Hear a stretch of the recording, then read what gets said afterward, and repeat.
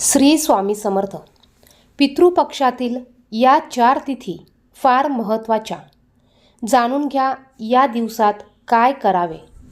पितृपक्षाच्या काही तिथींबाबत शास्त्रांमध्ये काही विशेष नियम सांगण्यात आले आहेत. या तिथींवर कोणाचे श्राद्ध केले जाते याचाही उल्लेख केला आहे. आम्ही तुम्हाला पितृपक्षातील 4 महत्त्वाच्या तिथींचे महत्त्व, नियम आणि मान्यता सांगणार आहोत. पितृपक्षाच्या संपूर्ण पंधरवाड्यामध्ये पितरांचे पूर्ण भक्ती आणि श्रद्धेने स्मरण करून त्यांचे श्राद्ध आणि पिंडदान केले जाते. पण पितृपक्षात काही खास तिथींना विशेष महत्त्व आहे. या महत्त्वाच्या तिथींवर ज्या पितरांची मृत्यूची तारीख निश्चितपणे माहीत नाही अशा पितरांचे श्राद्ध केले जाते. आम्ही तुम्हाला अशाच 4 तिथींबद्दल सांगत आहोत ज्या पितृपक्षातील सर्वात महत्त्वाच्या मानल्या जातात. चला जाणून घेऊया कोणत्या आहेत या 4 खास तारखा. अविधवा नवमी 25 सप्टेंबर. माता आपल्या मुलांच्या कल्याणासाठी आपले संपूर्ण जीवन अर्पण करतात. तिच्या ह्यातील ती आपल्या मुलांच्या दीर्घायुष्यासाठी दरवर्षी अनेक उपवास करते. आईच्या मृत्यूनंतर नवमी तिथी तिची आठवण ठेवण्यासाठी आणि तिच्याबद्दल कृतज्ञता व्यक्त करण्यासाठी निवडण्यात आली आहे. यावेळी मातृनवमी 25 सप्टेंबर बुधवार रोजी आहे. या दिवशी आपल्या दिवंगत आईचे श्राद्ध केल्याने आई तुम्हाला आशीर्वाद देते आणि तुमच्या आयुष्यातील सर्व संकटे दूर होतात. त्यांच्या आशीर्वादाने तुमच्या घरात समृद्धी येते. पितृपक्षातील मातृनवमीच्या दिवशी सर्व महिलांचा आदर केला पाहिजे. या दिवशी गरीब ब्राह्मण स्त्रीने आदरपूर्वक त्या स्त्रीला आपल्या घरी बोलावून जेवण द्यावे व तिला क्षमतेनुसार दक्षिणा द्यावी. चतुर्दशी श्राद्ध. पितृपक्षात चतुर्दशीचे श्राद्ध अत्यंत महत्त्वाचे मानले जाते. या दिवशी अकाली मृत्यू झालेल्यांचे श्राद्ध करण्याचे सांगितले गेले आहे.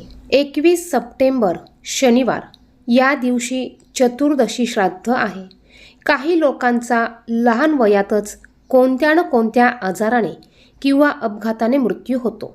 त्यांचे श्राद्ध चतुर्दशीच्या दिवशी केले जाते.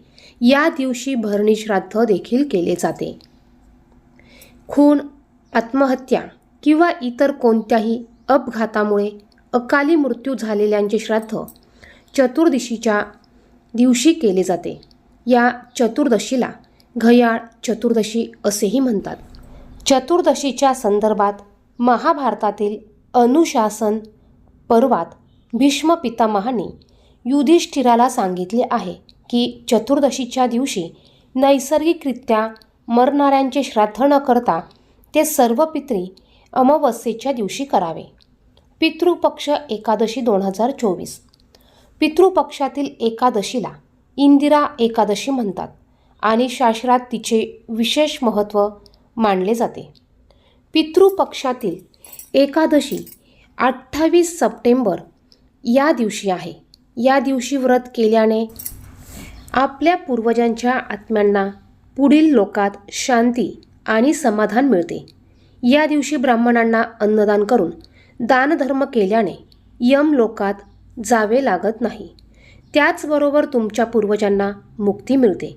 पितृपक्षातील एकादशीला भगवान विष्णूंची पूजा करण्यासोबतच पितरांचे स्मरण पूर्ण भक्तिभावाने करावे. सर्व पितरी अमावस्या 2024.